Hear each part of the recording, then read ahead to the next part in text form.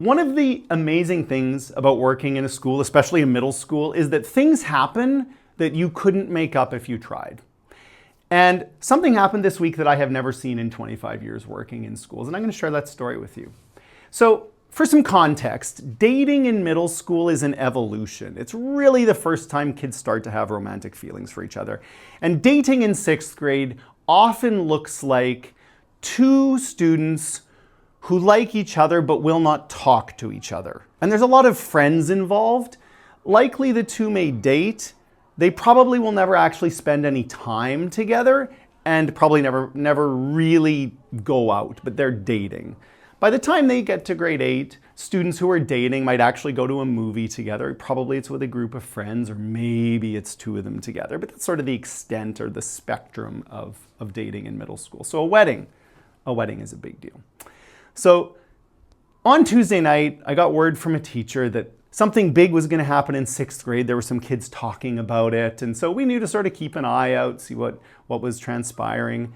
Wednesday morning, kids are coming in, and it's free dress day, and there's a whole bunch of kids in Navy. We're in Navy, 6th graders. So we get a little more information. I get a message from a teacher, and basically what's happened is there's a boy who likes a girl who likes a boy. They won't talk to each other, and their friends have decided they're going to throw them a wedding. And the two are willing participants. They're very excited about this. There is a high level of excitement. They've coordinated it for a free dress or an alternate dress day, and they're all wearing Navy. Pretty impressive level. I mean, 6th graders often don't remember to brush their teeth. So very impressive, highly motivated. So like any good wedding, there's a wedding rehearsal, obviously, and that happens at break, and it takes place in the Friendship Garden, which is just outside grades 7 and 8.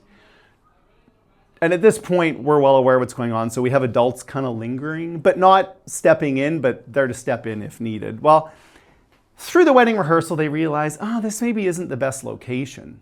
And so they're worried they're going to make too much noise and it'll disrupt grade 7 and 8 classes. So last minute venue change. Any adult would be fazed by this, but not a 6th grader. They move the wedding and they're going to have it at the Aubie, which is just outside grade 6. They feel much more reasonable choice, not going to disrupt any learning, a little bit of a bigger space. I'm not sure what they were expecting for a crowd. So at lunch, the wedding happens. There was no real officiant. It was a little bit hard to follow.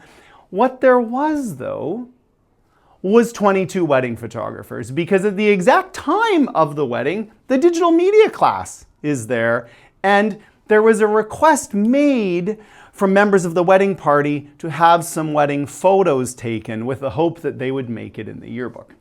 So the actual wedding was very, very short, and it essentially involved the exchange of a ring, not really a very nice wedding ring, and definitely none of us would think it would be appropriate. For a 6th grader, it was a very, very touching moment, and a high five. And at the high five, the crowd erupted in cheers, and then literally everyone just ran and played. And it was a good reminder for me of what can happen when we give kids space to be kids. And I think as a parent, the temptation is to schedule all of your child's time with things that you feel will enrich their life.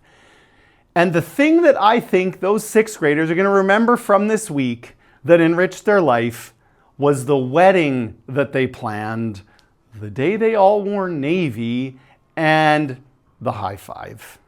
So I thought you might appreciate that story this week. It definitely made my week, but also some things for us to think about as we parent through the middle years.